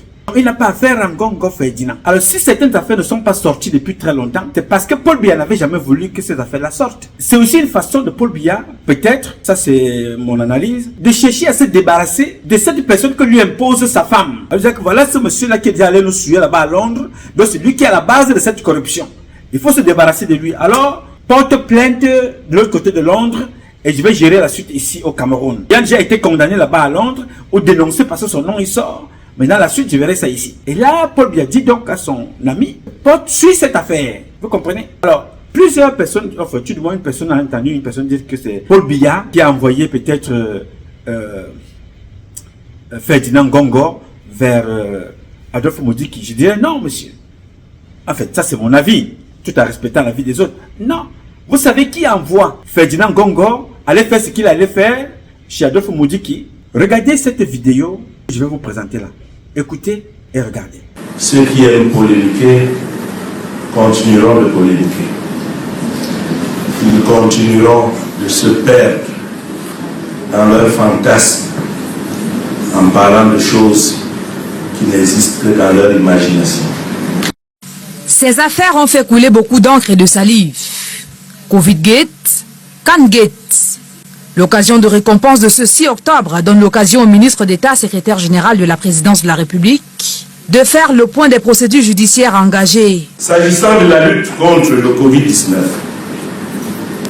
le ministère de la Justice, à travers la Chambre des comptes, vous a rendu justice. Le rapport y afférent est public et consultable par tous. Qu'elles aient été fondées sur la malveillance ou sur l'ignorance, les médisances qui vous ont accablé sont aujourd'hui balayées par ce témoignage de satisfaction de Monsieur le Président de la République qui vous accorde des distinctions honorifiques. Les missions assignées aux 2 task forces ont été accomplies avec succès. Ferdinand Ngongo remercie au nom du Président de la République les entreprises et prestataires qui ont œuvré à la réussite de ces 2 challenges, Cannes et Covid-19. Le meilleur reste à venir. Bien évidemment, ceux qui aiment polémiquer continueront de polémiquer. Ils continueront de se perdre dans leurs fantasmes en parlant de choses qui n'existent que dans leur imagination. Mais pour ceux qui souhaitent véritablement comprendre ce qui s'est passé ou ce qui est envisagé, je les exhorte à se rapprocher des maîtres d'ouvrage respectifs pour avoir la bonne information. Avec le récent accord signé entre l'entreprise McGill et le ministère des Sports, il est attendu l'achèvement du complexe sportif d'Olembe, un lieu qui, d'après la vision du chef de l'État, est prévu être un véritable village olympique. Bien, la vidéo que vous voyez là, vous écoutez le langage avec lequel ce monsieur parle, la prétention, l'orgueil, le manque de respect, l'arrogance. Il parle avec arrogance au peuple camerounais. Est-ce que monsieur Paul Biya parle comme ça? Paul Biya, on peut lui reprocher tout, mais Paul Biya ne parle pas comme ça. Alors, qui envoie ce monsieur-ci? Pourquoi il est venu là? Ce monsieur que vous voyez là est en train de donner des médailles à des personnes que Paul Biya a demandé que ces personnes-là soient poursuivies sur l'affaire de Covid-Gate et Can-Gate. Et ce monsieur-là vient donner les médailles à ces gens-là. Pourquoi? Il vient leur donner des médailles parce que l'une des pièces maîtresses de ces affaires de Can-Gate et de Covid-Gate sont les enfants de Chantal Biya. Et il ne faut pas que l'enquête se poursuive. Pour que l'enquête ne se poursuive pas, il faut récompenser ces gens-là. Paul Biya demande une enquête. L'enquête ne se poursuit pas. Je vous ai présenté les documents ici tous les jours. Mais toi, tu arrives, secrétaire général, tu prends sur toi de venir honorer, de venir médailler, de venir encourager le vol, en disant à ces gens-là que voilà, vous avez été récompensés. Du bon monde ce vendredi 6 octobre 2023 à la salle de projection du secrétariat général de la présidence de la République. Collègues, amis et parents sont venus les bras chargés prendre part à la cérémonie de remise des distinctions honorifiques aux membres des Task Force Cannes et Covid.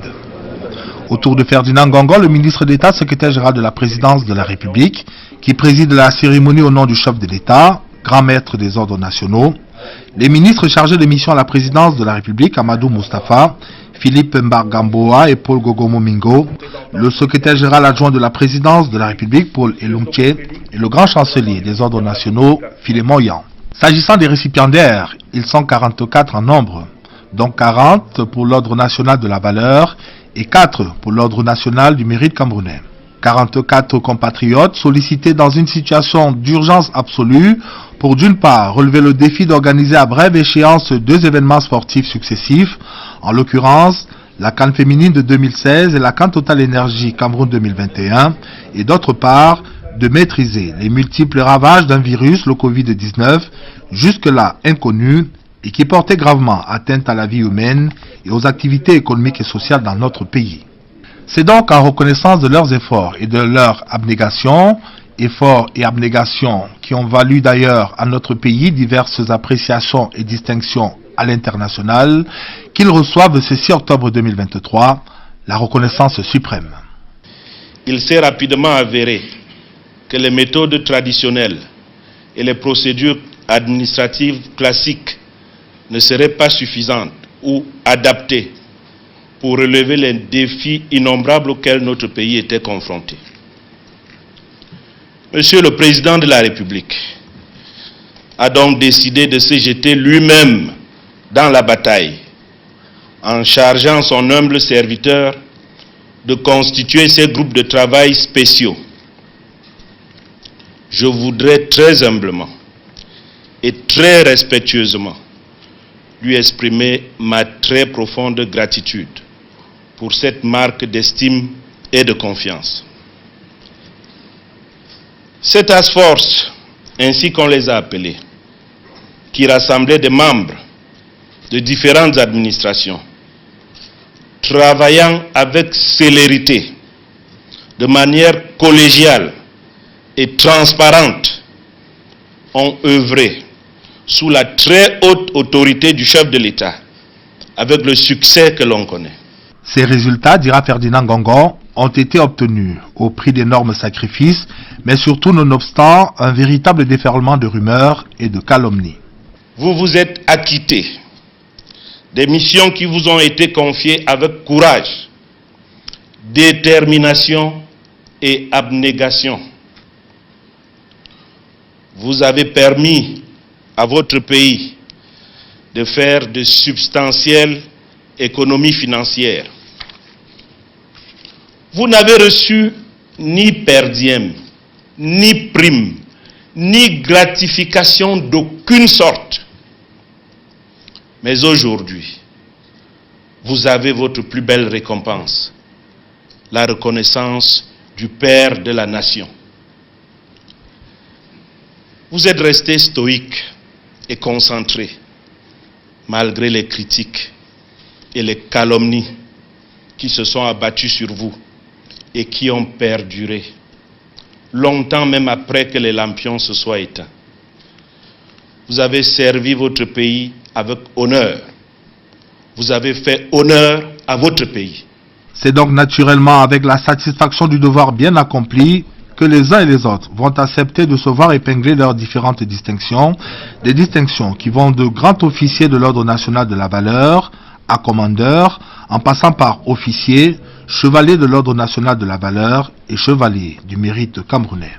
Ceux qui aiment polémiquer continueront de polémiquer.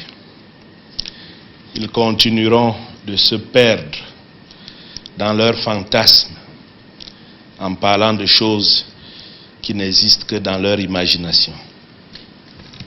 Mais pour ceux qui souhaitent véritablement comprendre ce qui s'est passé ou ce qui est envisagé, je les exhorte à se rapprocher des maîtres d'ouvrage respectifs pour avoir la bonne information.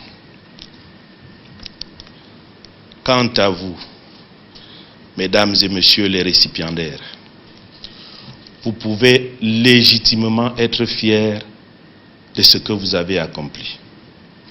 Continuez dans vos lieux d'affectation respectifs à servir votre pays et son illustre chef, son Excellence Paul Biya, président de la République, chef de l'État, avec la même ardeur, avec le même dévouement.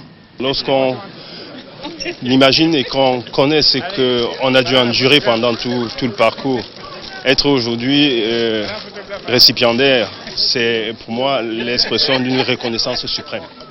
Fierté, mais surtout gratitude. Gratitude, gratitude.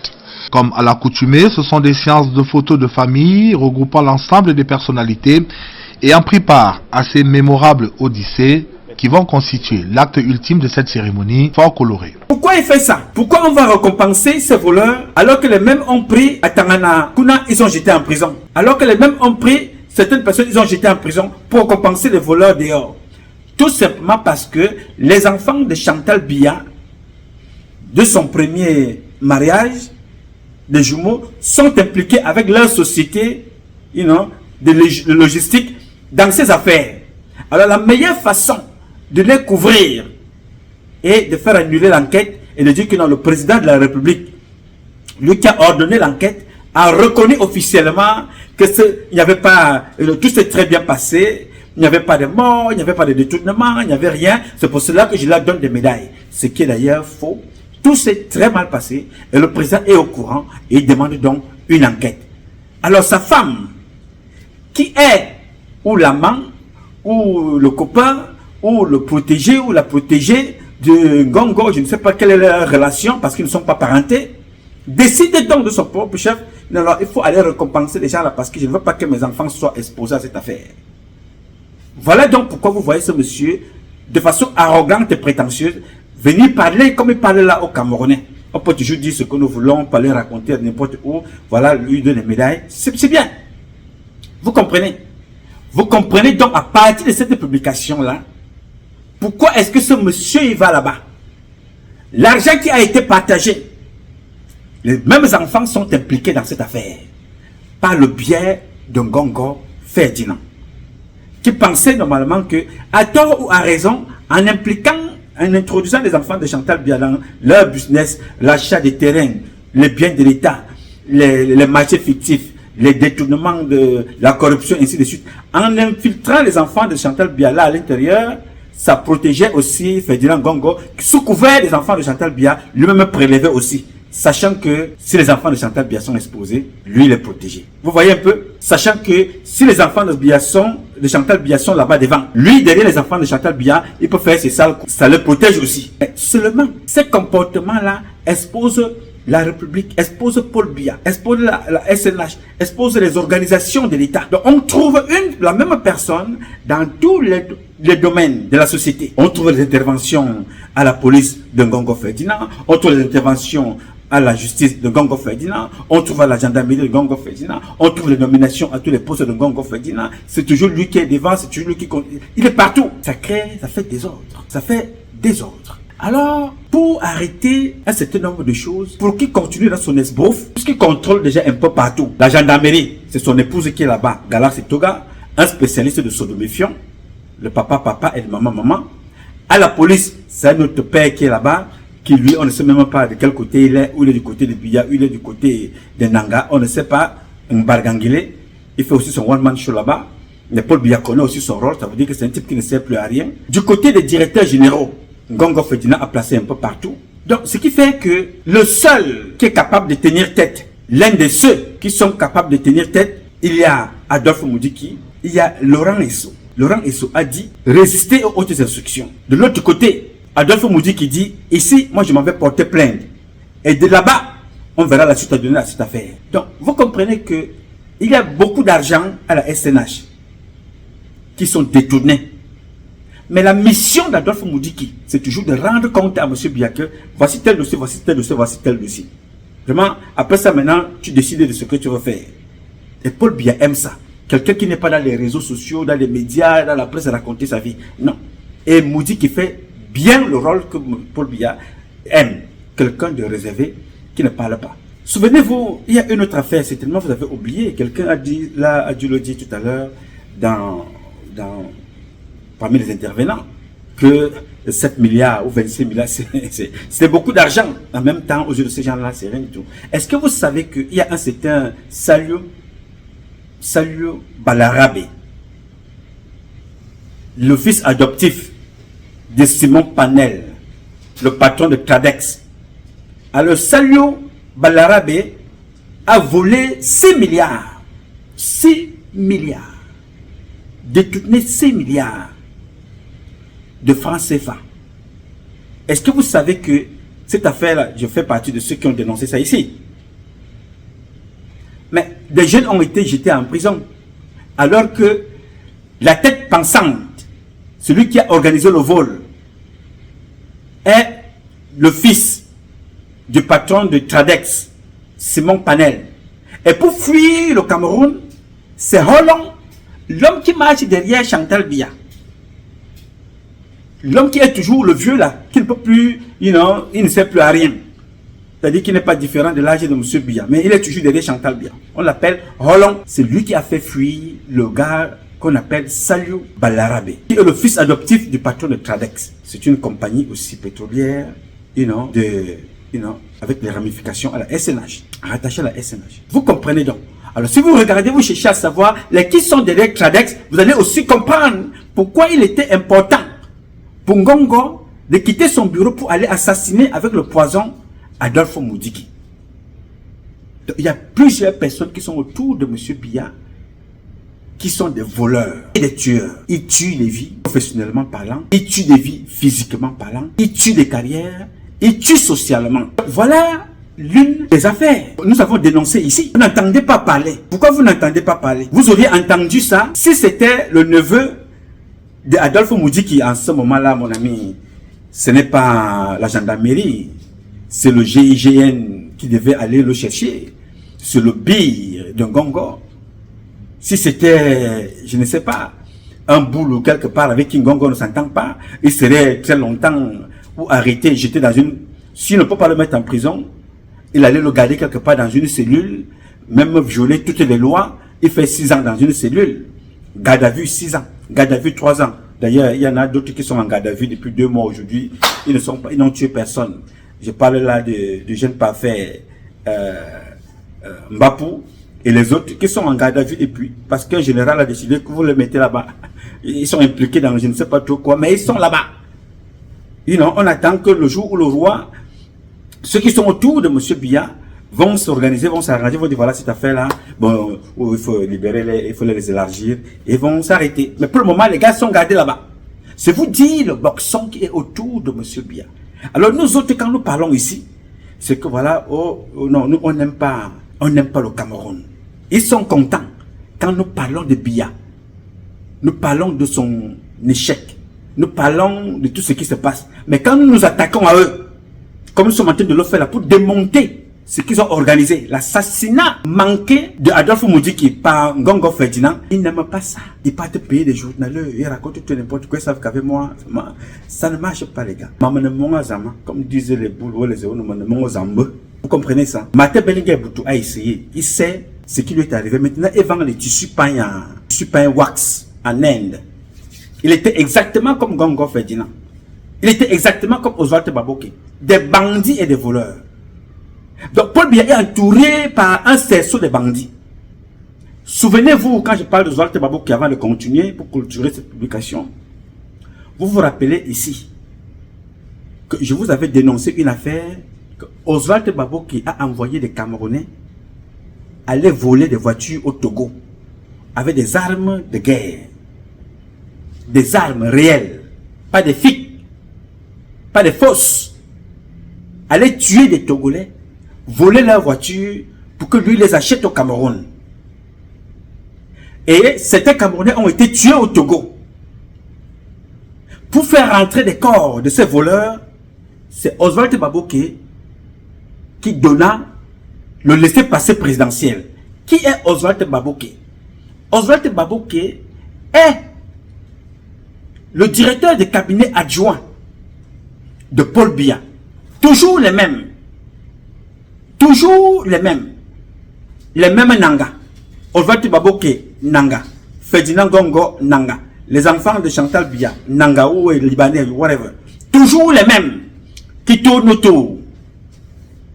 J'ai dit, vous les amis de Chantal Biya, faites attention. Cette femme-là, elle a un instinct très criminel. Moi, je dis des choses, je n'ai pas d'état d'âme. Je dis la vérité pour qu'elle soit au service du peuple. Souvenez-vous de la fille qu'on appelait Elizaza. Chantal Biya travaillait chez elle. Elle est finie morte sur le carreau, écrasée en route. Enquête classée sans suite. Donc ne soyez pas surpris, monsieur Adolphe Moudiki, de vous retrouver un jour à la maison chez vous, calciné, ce que je ne souhaite pas. En rentrant chez vous, pulvérisez la maison, nettoyez votre maison parce que ces gens-là sont dangereux. Y compris votre bureau. Parce que tel que c'est parti, un cadavre va mourir. Je vous le dis, un cadavre va mourir. Parce que les enjeux sont colossaux. Les enjeux sont très grands. Oui, monsieur. On va crasser tous les voleurs de la SNH. Tous les corrompus, tous les corrupteurs. Moi, je suis prêt à vous donner tous les dossiers que j'ai. Moi, je n'ai pas de problème. Chaque fois que je commence à parler ici, ça veut dire que j'ai emmagasiné un maximum de dossiers à côté. Je vous donne un peu. Comme j'ai fait avec Bayou, je donne un peu. J'attends. S'il riposte, on ajoute. Qui porte plainte, on va se présenter. C'est comme ça. Paul Biya doit savoir toutes les personnes autour de lui. Là, s'il le fait, il va respecter ce que Ateba Yene lui avait demandé. Avant de partir, mets de l'ordre. Sinon, ces gens-là mettront tout sur ta tête. Au ministère des Affaires étrangères, avec les Mbayou, les foyers là, c'est lui qui donne les informations. Moi, je ne suis pas avec vous là-bas. Je ne suis pas là-bas avec vous. avec le fils de Joseph Owona. Je ne suis pas là-bas avec vous. Avec la famille Aïssi. Je ne suis pas là-bas avec vous. C'est quand vous faites le pungamel, là, comme disait quelqu'un quelque part, les confréries.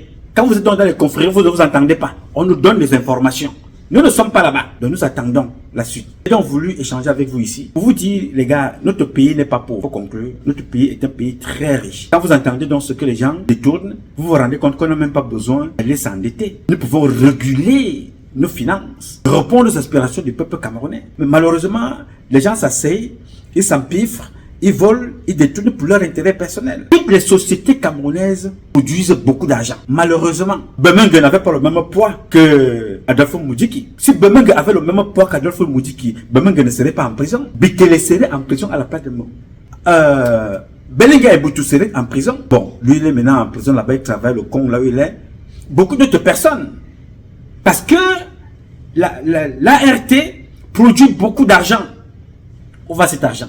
Quand on regarde les États, j'ai certains dossiers ici, Adolphe Moudjiki, oui, mais Bemenge donnait de l'argent au lion indomptable, donnait de l'argent pour acheter des avions, donnait de l'argent pour les missions du président.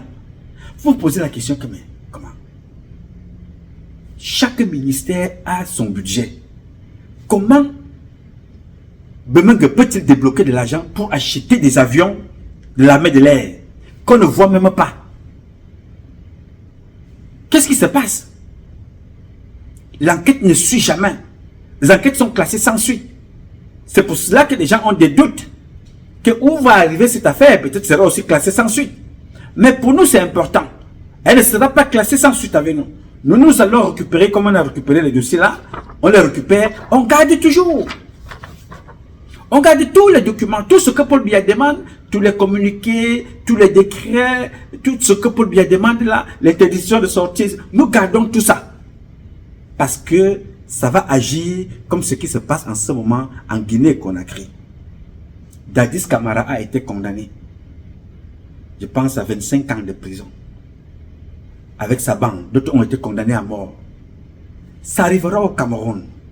Ne soyons pas pressés. Même si vous êtes mort, on va vous condamner et on va enchaîner la tombe.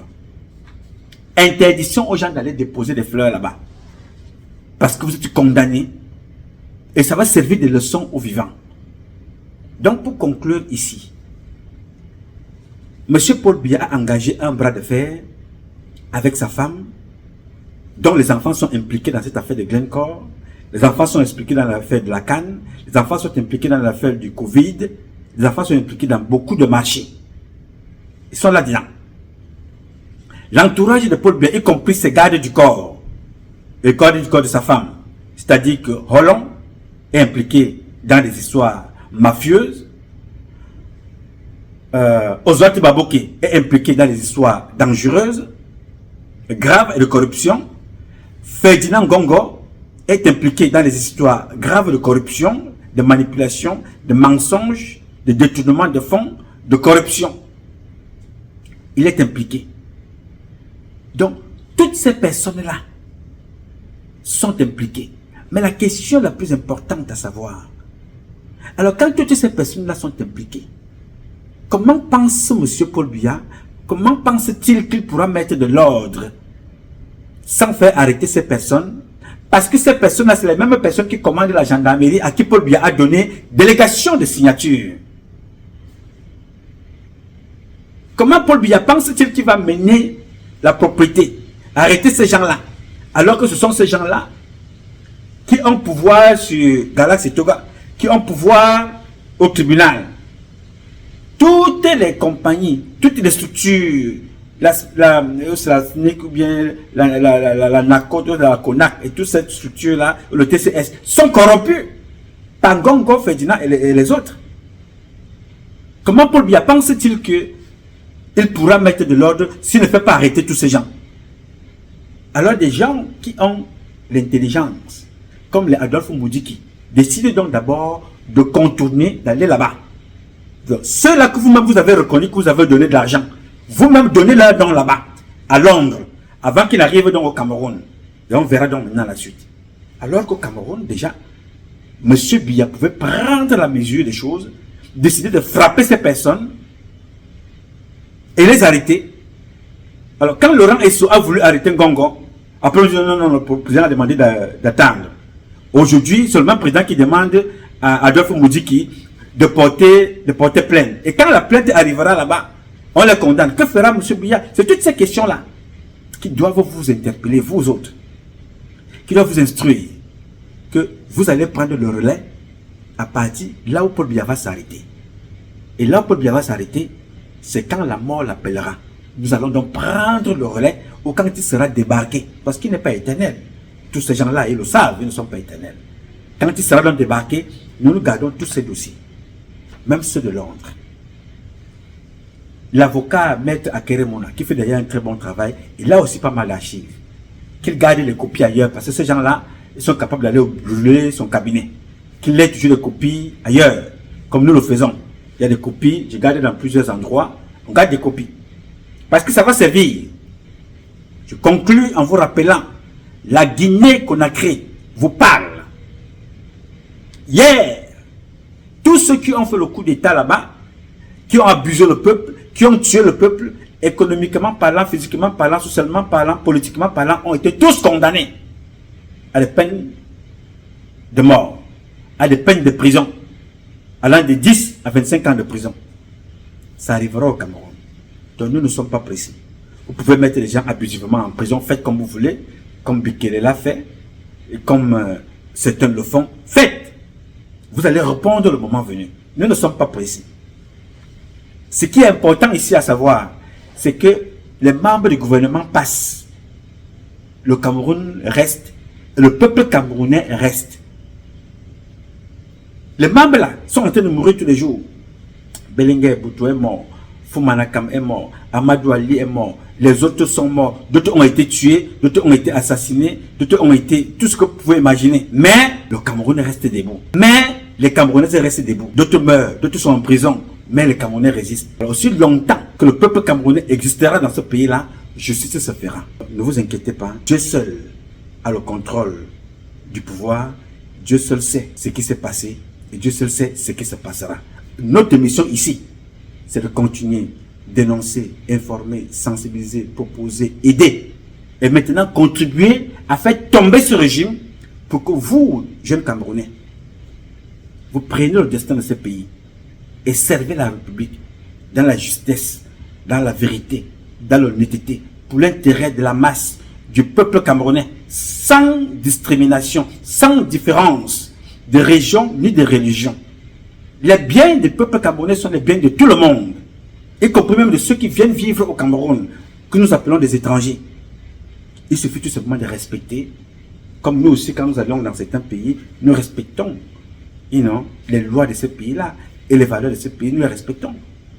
Donc dans notre pays aussi, nous ferons pareil. Donc continuez le combat. Bien. Ce combat est un combat de tous et de chacun pour un intérêt commun. C'est avec la volonté des Camerounaises et des Camerounais que vous êtes et la bénédiction de Dieu que nous vaincrons. En attendant, le combat continue. Ce combat continue parce que chaque Camerounais, je le sais, donnera à ce pays, par sa spécialité, par son domaine respectif, ses lettres de noblesse. Et nous, ensemble, nous ferons donc de notre pays la capitale du paradis sur terre. Ne vous découragez pas, ne vous fatiguez pas. Moi, je crois en vous. Bien évidemment, vous pouvez croire en moi. Moi, ça fait 30 ans que je parle. Et je vous avais dit que ces gens-là commenceront entre eux, à se manger entre eux, dans leur panier à crabe. Et moi, Patrice Numa, avec vous ensemble, nous irons mettre de l'ordre là-bas. Paul Biya est prisonnier d'un clan que lui-même a créé et fondé et fabriqué. Le peuple camerounais est otage d'un système. Nous avons donc pour mission de déloger ces gens-là, de repartir les responsables. Paul Biya devrait aller se reposer dans son village et nous allons nous en charger de toutes celles de ceux qui ont contribué à la chute, à l'échec de sa politique sociale dans notre pays, le Cameroun. Nous allons nous mettre ensemble pour repartir les rôles. Et chacun va répondre devant la réelle justice, la vraie justice camerounaise. Je ne veux pas aller chercher des juges ailleurs. Vous n'irez pas chercher des juges ailleurs parce que vous avez encore de bons juges au Cameroun. Vous avez encore de vrais enquêteurs. Vous avez encore certains parents, même de ce système, qui vont vous servir demain. Parce que tous ne sont pas corrompus. Il y a ceux qui sont honnêtes, qui nous serviront là de boîte à sages. On ira se référer auprès d'eux, poser des questions. Essayer un peu d'avoir les conseils d'eux pour faire ce qu'ils n'ont pas pu faire. Vous le ferez pour élever la nation, pour permettre au Cameroun de retrouver sa grandeur, ses lettres de noblesse. Parce que sans vous, le Cameroun n'existe pas. Le faire, c'est répondre aux aspirations de nos ancêtres. Ce qu'ils ont voulu que le Cameroun soit, vous le ferez. Je compte sur vous. Bien évidemment, vous pouvez compter sur moi. Alors, passez le message à Adolphe Moudiki. En rentrant chez lui, il a d'abord envoyé des gens qui pulvériser la maison, nettoyer la maison. Parce qu'on ne sait pas. Nettoyer le bureau. Parce que ce qu'il a engagé rentrera dans l'histoire avec son ami président. Il faut qu'il se protège. Parce que ces gens sont des tueurs. Ils sont des tueurs. Ils ont tué Dodo Doki devant vous, vous avez vu. Là, je réponds à Alex qui m'a posé la question. J'ai compris que dans ce pays, aucune enquête ne peut évoluer, mon cher Alex, quand j'ai vu le sous-préfet ou le préfet tuer, ou c'est Lundu, tuer dans le Grand Nord. Ce n'est pas tuer qui m'impressionne, mais c'est que ce sous-préfet-là, ses parents, ses frères et sœurs, sont des colonels, sont des commissaires, pas un, pas deux, plusieurs. Mais l'enquête ne peut pas avoir lieu. On a tué leurs frères. J'ai compris que dans ce pays-là, on peut tuer une commerçante, enquête classée sans suite. On peut tuer un commissaire général, l'enquête sera classée sans suite. Aussi longtemps que ceux qui commanditent le crime seront à la tête de ces affaires. Ça, c'est un autre volet. Nous y reviendrons prochainement. J'ai dit. Je m'appelle Nouma. Patrice Nouma. Je réponds au 001 551 666 1027. I love you, but God love you more. Thank you. 1,5 milliard de dollars, c'est la somme que Glencore a accepté de payer à la justice, notamment américaine, pour régler ses enquêtes en cours. Le géant minier suisse reconnaît sa responsabilité dans des affaires de corruption et de manipulation des marchés en Afrique et en Amérique du Sud. Glencore a accepté de payer environ 700 millions de dollars de pénalités pour avoir corrompu des fonctionnaires étrangers dans 7 pays différents pendant plus de 10 ans. L'entreprise a aussi plaidé coupable devant la justice britannique pour 7 chefs d'accusation pour corruption dans ses activités pétrolières au Cameroun, en Guinée équatoriale, en Côte d'Ivoire, au Nigeria et au Soudan du Sud. Glencore a versé plus de 100 millions de dollars de pots de vin à des fonctionnaires au Brésil, au Nigeria, en République démocratique du Congo et au Venezuela. Le système de corruption s'étendait au monde entier. Glencore a versé des pots de vin pour obtenir des contrats pétroliers. Glencore a versé des pots de vin pour éviter les audits gouvernementaux. Glencore payait des pots de vin à des juges pour faire disparaître des procès. Pourquoi Glencore a fait ça? Il en fait pour gagner de l'argent, des centaines de millions de dollars, et il en fait avec l'approbation et même l'encouragement de cadres supérieurs. L'entreprise, active dans le négoce des matières premières, est également propriétaire de nombreuses mines de cuivre et de charbon. Ces accords mettent fin aux poursuites engagées dans plusieurs pays contre le groupe, qui assure avoir réformé ses pratiques éthiques et avoir licencié ou sanctionné certains des salariés impliqués.